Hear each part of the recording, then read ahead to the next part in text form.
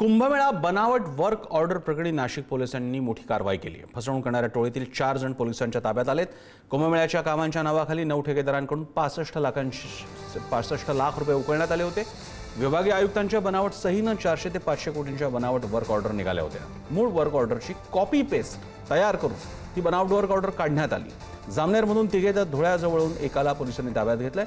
विभागीय आयुक्त डॉ. प्रवीण गेडाम यांच्या फिर्यादीवरून हा गुन्हा दाखल झाला आहे। किरण तागणे अधिक माहिती देतात। किरण, हे काय स्कॅन्डल होतं, किती मोठं आहे आणि आता त्याचं स्टेटस काय?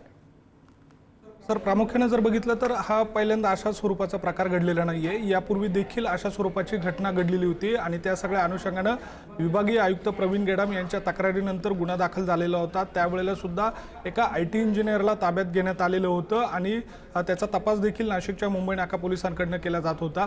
अशा सगळ्या परिस्थितीमध्ये आता 4 ताब्यात घेण्यात आलेलं आहे। जवळपास 400 ते 500 कोटी रुपयांपर्यंतचा हा एकूण विषय आहे। अनेक पैसे त्यासाठी उकळले गेलेले आहेत आणि प्रामुख्यानं यामध्ये जे 4 जण पकडलेली आहेत ती जे कुंभमेळा मंत्री आहे गिरीश महाजन त्यांच्या गावातली 2 जण आहेत आणि त्या दोघांची आडनावं सुद्धा महाजन आहे।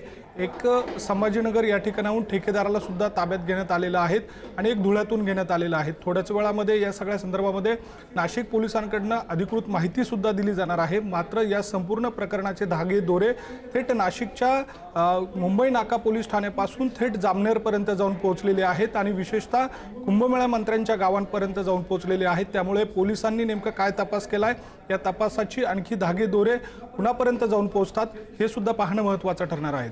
धन्यवाद किरण, तुम्ही दिलेल्या माहितीबद्दल।